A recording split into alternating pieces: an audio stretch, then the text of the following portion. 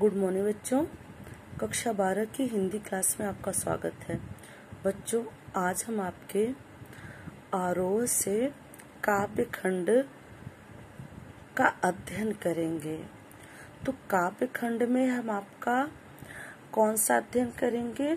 कवितावली और लक्ष्मण मोर्चा और राम का बिलाप, जिसके रचयिता हैं गोस्वामी तुलसीदास।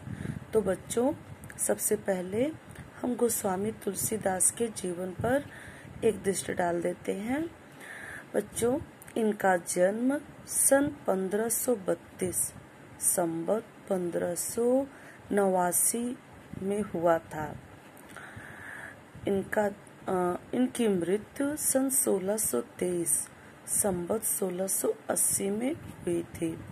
इनके पिता का नाम आत्माराम दुबे था और इनकी माता का नाम हुलसी था।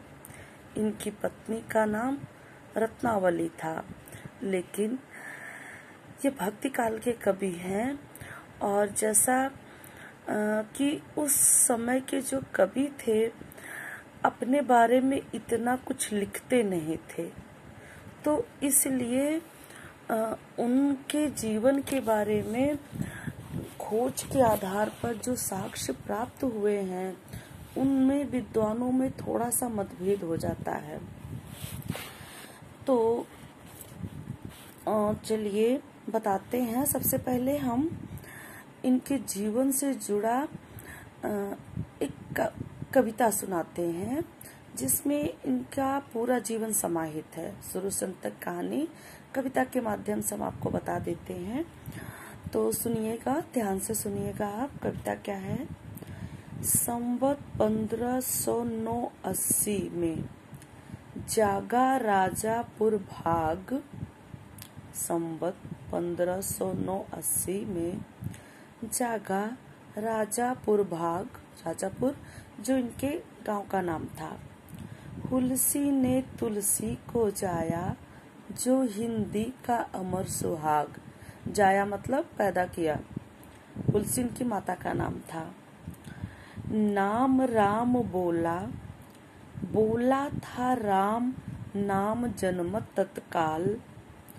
पिता आत्मा राम देख कर, बालक को हो गए निहाल।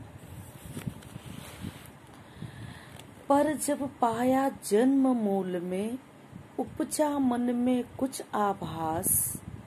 त्यागा सौंप दिया मुनिया को, मुनिया दीन्ही नरिहर दास।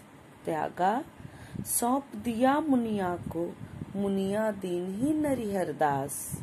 मुनिया इनकी घर की दासी थी, नौकरानी थी, जिसने जाकर के नरिहर दास को इस बच्चे को दिया। जब आपकी क्लास चलेगी तो हम इनके जीवन संबंधित पूरी स्टोरी विस्तार में सुनाएंगे।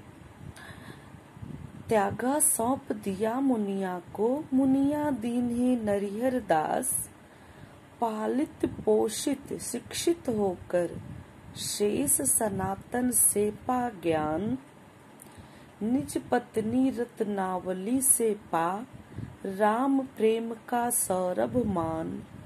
काशी वास किया होकर के, राम स्नेह सागर तल्लीन। लाकर के हिंदी जग को तब, रामचरित मानस मर्दीन। आज विश्व के अखिल रसिक जन, कर मानस में स्नान विलास। मुक्त कंठ से कह उठते हैं, जय तुलसी जय तुलसीदास। इस कविता में इनके जीवन उनका संपूर्ण जीवन समाहित है। चलिए हम थोड़ा सा विस्तार में बात कर लेते हैं कि ये तुलसीदास के जन्म के संबंध में विद्वानों में मतभेद है। फिर भी प्राप्त साक्ष्यों के आधार पर इतना कहा जा सकता है कि इनका जन्म 1532 ईस्वी में बांदा जिले के राजापुर नामक गांव में हुआ था। गोसाई चरित्र के अनुसार तुलसीदास का जन्म संवत 1554 अर्थात 1497 ईस्वी में हुआ था। देखिए 2 मत आ गए इनके जन्म से संबंधित। इनके जन्म स्थान के विषय में भी विभिन्न मत है। कुछ विद्वान इन्हें राजापुर गांव का मानते हैं, तो कुछ विद्वान इन्हें एटा जिले के सोरो नामक स्थान से मानते हैं। तुलसी की माता का नाम हुलसी था और पिता का नाम आत्माराम दुबे था। ये सभी मत से सिद्ध है। सभी मानते हैं कि इनकी माता का नाम हुलसी और पिता का नाम आत्माराम दुबे था। कहते हैं जन्म लेते ही तुलसीदास रोए नहीं थे, बल्कि उनके मुख से राम निकला था।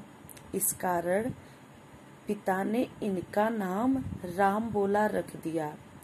और एक और आश्चर्यजनक बात है कि जन्म के समय ही इनके मुख में पूरे 32 दांत थे। इनका जन्म अभुक्त मूल नक्षत्र में हुआ था। अतः अशुभ जानकर माता पिता ने इस बालक को मुनिया नाम की दासी को दे दिया। मुनिया नामक दासी ने बचपन में इनका पालन पोषण किया और कुछ बड़ा हो जाने पर मुनिया ने इस बालक को महात्मा नरिहर दास को सौंप दिया ताकि इनकी शिक्षा दीक्षा हो सके। नरिहर दास जी ने इन्हें पाला पोसा और शिक्षा दी। व्याकरण तथा वेदांत आदि की शिक्षा इन्होंने काशी में जाकर शेष सनातन नामक आचार्य से प्राप्त की। मतलब कुछ समय तक तो नरिहर दास ने इन्हें शिक्षा दी, प्रारंभिक शिक्षा उन्होंने दे दी, लेकिन जब लगा उन्हें कि ये बालक बड़ा तेजस्वी है और इसे और ज्यादा शिक्षित किया जाना चाहिए, तो वो शेष सनातन के पास उन्हें ले गए जिनका गुरुकुल चलता था। वहां पे इस बालक का संस्कार हुआ और ये बालक शेष सनातन के घर रहकर गुरुकुल में पढ़ने लगा। मतलब तुलसीदास जी वहां पढ़ने लगे। तुलसीदास का विवाह रत्नावली नामक एक अत्यंत विदुषी और सुंदर कन्या से हुआ था। इन्हें अपनी पत्नी रत्नावली से बहुत प्रेम था। एक बार इनकी पत्नी इन्हें बिना बताए मायके चली गई। ये पत्नी का वियोग सहन न कर सके और उस समय भयंकर बारिश हो रही थी। इन्होंने बारिश की भी परवाह नहीं की और वर्षा में चढ़ती नदी को पार करके रात में पत्नी के पास जा पहुंचे। इन्हें इस अवस्था में आया देखकर पत्नी को बुरा लगा, शर्मिंदगी महसूस हुई और उन्होंने इन्हें फटकारते हुए कहा, लाज न आवत आपको दौरे आयहु साथ, धिक धिक ऐसे प्रेम को कहाँ कहूँ मैं नाथ। अस्थि चर्व में देह यह जामे ऐसी प्रीति, अस्त चर्व में देह मम तामे ऐसी प्रीति, ऐसी जो श्री राम मह होत न तौ भव भीति। पत्नी की इस फटकार से तुलसीदास की आंखें खुल गई और वे संसार से विरक्त हो गए और उसी दिन इन्होंने पत्नी को सोता हुआ छोड़कर घर से बाहर चले गए और राम भक्त में लीन हो गए। वे राम का गुणगान करते हुए कुछ दिन काशी में रहे, फिर कुछ समय अयोध्या में रहे, तत्पश्चात कुछ समय चित्रकूट में निवास किया। अनेक संतों से इनकी भेंट हुई।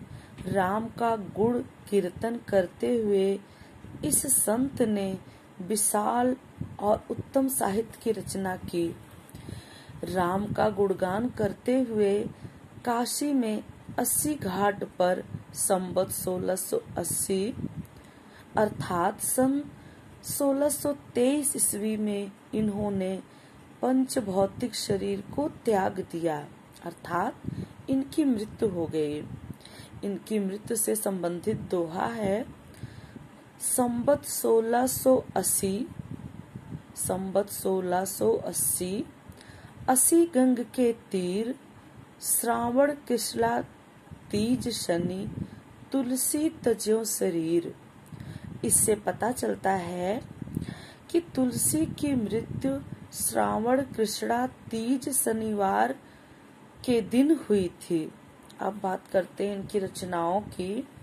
तो इनकी कुल 12 रचनाएं प्राप्त होती हैं, जिनका नाम है रामलला नेहछु, वैराग्य संदीपनी, रामाज्ञा प्रश्न, जानकी मंगल, रामचरितमानस, पार्वती मंगल, गीतावली, विनय पत्रिका, कृष्ण गीतावली, बरवै रामायण, दोहावली और कवितावली। तुलसीदास जी सर्वतोन्मुखी प्रतिभा के धनी थे। उन्होंने प्रमुख 9 रसों के वर्णन में सफलता प्राप्त की। इन्होंने महाकाव्य, खंड काव्य तथा स्फुट काव्य भी लिखे। उनका अवधी और ब्रज भाषा दोनों पर समान अधिकार था। वे अपने समय में प्रचलित दोहा, चौपाई शैली, कवित्त शवैया शैली, दोहा शैली, गीत शैली आदि सभी शैलियों में काव्य रचना करते थे। इनकी भाषा में भावाभिव्यक्ति की अद्भुत शक्ति है। संस्कृत के विद्वान होते हुए भी इन्होंने जनता में प्रचलित भाषा का ही प्रयोग किया और अपनी भक्ति, मर्यादा, आशावाद आदि के लोकनायक कहलाए। रूपक इनका प्रिय अलंकार है। अपने गुणों के कारण ये सूर्य के समान ही हिंदी के सर्वश्रेष्ठ कवियों में गिने जाते हैं। तो बच्चों, मैंने इनका जीवन परिचय बता दिया। अब हम आपको आपके कक्षा 12 में जो इनकी रचना है कवितावली, उसको पढ़ाएंगे। धन्यवाद बच्चों।